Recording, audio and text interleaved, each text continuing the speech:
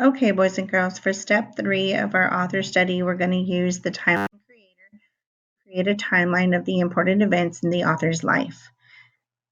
On the left, you have the instructions. Number 1, watch the video for instructions on how to use the timeline creator. That's what this is. Number 2, you're going to click on this link to create a timeline about the author you researched. Number 3, we're going to be sure to include the date of birth, the date of at least 5 important events, and the date of death if applicable. Number 4, remember to attach your timeline to this assignment before you turn it in. So let's go ahead and get started. We're going to click on this link, and it'll take us directly to the timeline creator.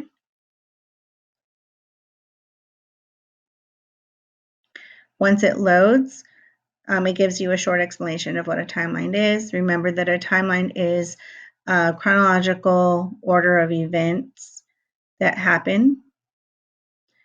Right here in this box, we're going to type in your name.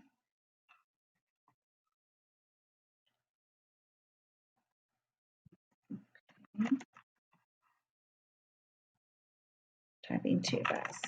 All right, and then down here, project title. This is where you're going to put the name of the author that you researched.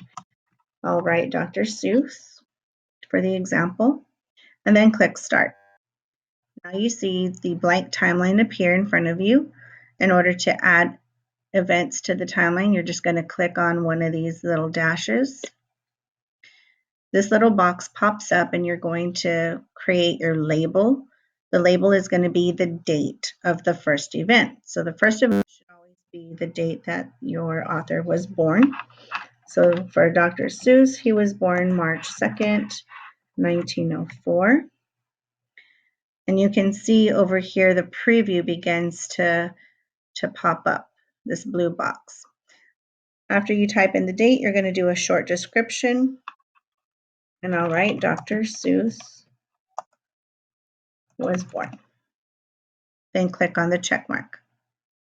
When you click on the check mark, you can see the little box appear on your timeline with the dot. To mark the spot, you just click on that and it'll stay put.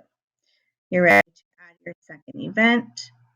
Find another dash on the line. Make sure there's a good amount of space between the second and the first one. You can always move them if you need to.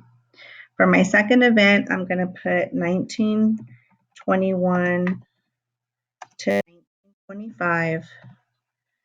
And then for the short description, I'm going to write Dr. Seuss attended Dartmouth College. And then click the check mark. Notice that I'm alternating the events, one on top, one on the bottom. This is just so that they don't collide with each other. Okay, the next event I'm going to write happened on November 29th, 1927. And this is when Dr. Seuss married his first wife. Okay, click the mark. Remember I said I'm alternating them so they don't collide. And then I can continue with my next one, December 21st, 1937. And in the short description, and to think I saw it on was published. Okay, so that's the book. And to think I saw it on Mulberry Street. It was one of his first published books. Okay, then the next event I'm going to add is from 1940. Under 1940, Horton Hatches an Egg was published.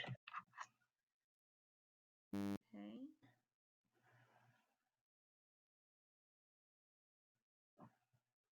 And then I'll continue to the next one, 1943.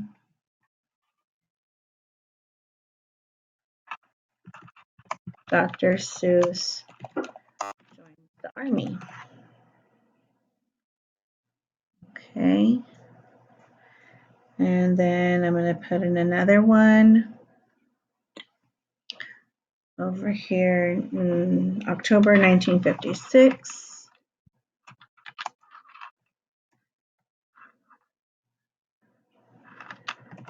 If I Ran the Circus was published.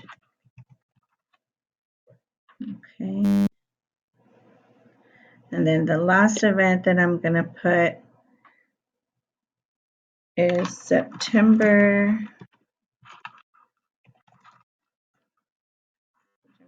24th, 1991. Dr. Seuss died. Okay. All right, so once you have your timeline done, you click here on Finish. It shows you the preview of your timeline. And what I want you to do from here is click on Print Final. You're not connected to a printer, and that's okay. I'm going to show you what happens. If you notice, you'll see up here it says Destination, Save to Google Drive. That's what I want you to do. Save this timeline to Google Drive. Click on Save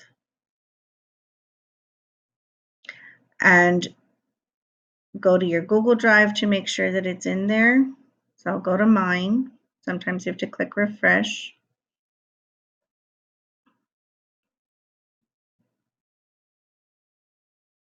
Okay, once it loads, we should see in the quick access the timeline that I just created.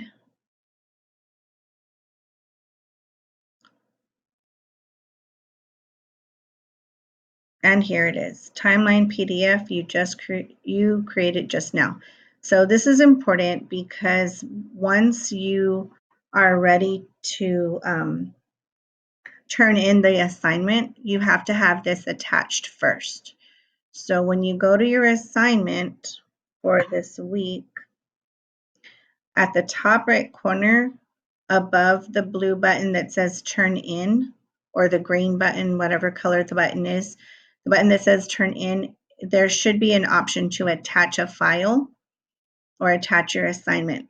So when you click on that option, you'll select Google Drive, and then you'll be able to find the timeline. So you want to make sure you do that as soon as you save it to your Google Drive. That way it doesn't get lost in the mix of all the other assignments that you have saved. So you do that immediately, and then once you're finished with the complete assignment, then you can click on Turn In. Okay, so that's what you're going to do to use the timeline creator to create a timeline. I can't wait to see what you create. I know it's going to be wonderful.